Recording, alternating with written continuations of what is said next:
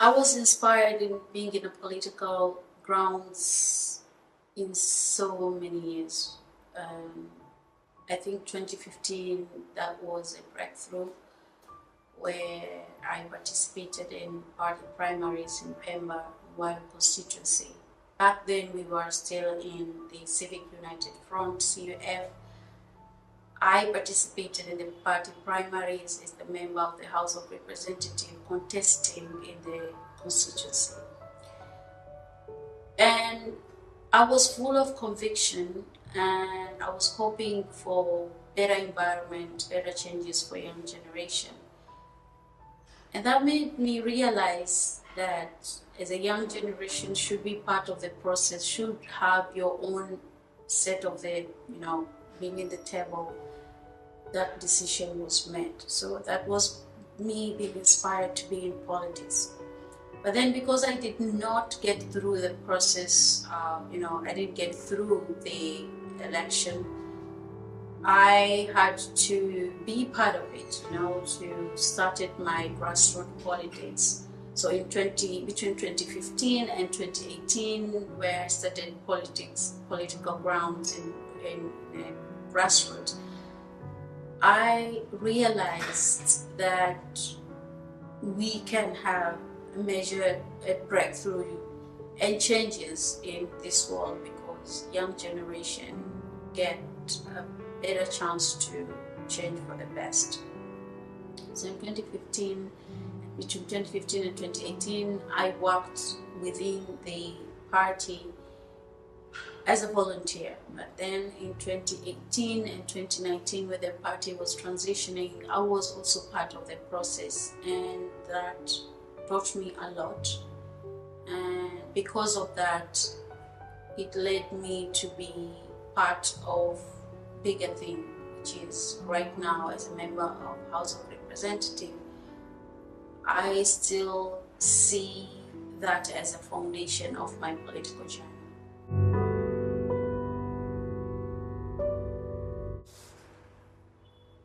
We are living in the toughest moment of the political ground, and especially for young generation, young women has faced this. We are operating in a constant scrutiny and pressure, while also we have other trending of child culture right now. People have been deceived. People are working for conveniences and not conviction. We are not navigating the political ground as, for meritocracy, rather than, it's because you are loyal to someone, you're loyal to some institution, you would be granted some point with a position. So working in that kind of political environment, merit is no longer being a bigger part of of the political journey for young women and for youth. I think for the young generation as whole. So that's for us. It's a major shift, but it is.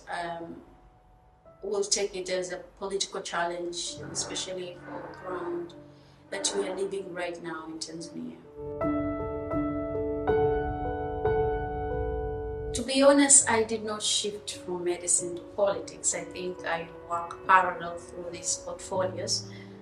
I began to understand my role as a member of the community, that you could have your own set of profiles that will make you go through the process, smoothly. So for me, as a medical doctor, being in politics, I think I would see things through. And that also, it's a privilege for me to work as a politician at the same time having my own professional work along with that. So when we're party transitioning from CUF to ACT Wazalendo in 2019, I was part of the process and part of the strategies facilitating the process. And after that, I had this feeling that, if major party like this are allowing me to be in this table, I think I have to be, learn lots of things, and especially what's going on in the party, but what's going on in the country, so that when you make decisions, should be an informed decision.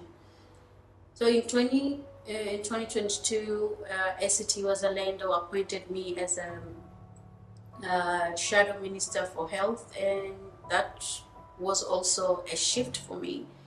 It was a major change for me, that from being strategist in politics to being, part of activities. That also a bigger thing for me. So realizing that I had to read, policies, I had to read more bills, I had to make certain points that, you should be actively participating in the process. But later that year, in 2022, in September, I was reappointed. I was shifted from Ministry of Health to Ministry of Foreign Affairs and East Africa Cooperation. And that also for me was a bigger shift. Although I was working as a medical doctor, and that also had shifted me to some point to bigger thing. And I was working, I would say I was working in the background.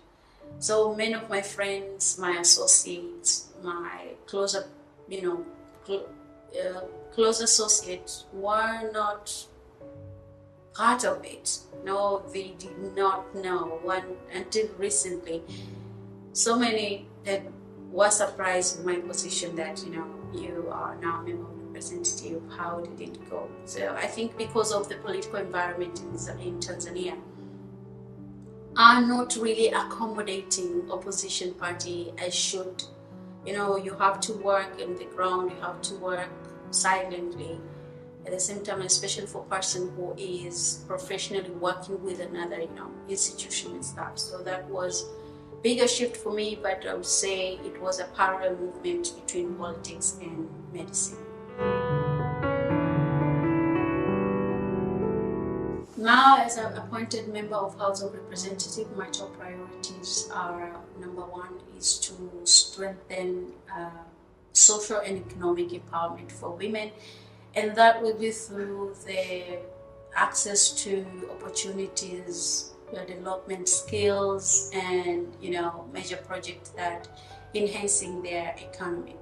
The other thing is the accountability and good governance, so that we see more women participating in political ground, but also women get their justice when it comes to loans, when it comes to land, when it comes to access to so many opportunities that we have seen degrading women at some point.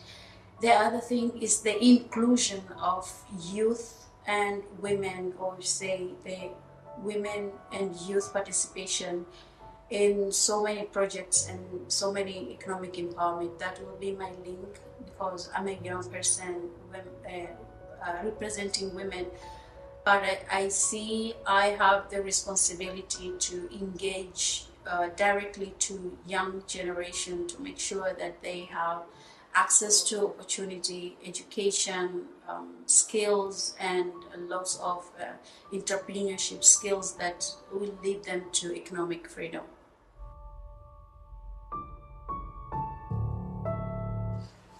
After recent 2025 election, it is my hope that we'll see a just Tanzania, but then because of the uncertainties in Tanzania right now, I think we have the role as institution and as leaders to make a better environment, so that democracy would see as a living reality rather than a dream of its own. So it is my hope, and I pray for for the smooth transitioning from what happened in 2025 election until right now in November, where we still have the unrest There are so many things that should be done.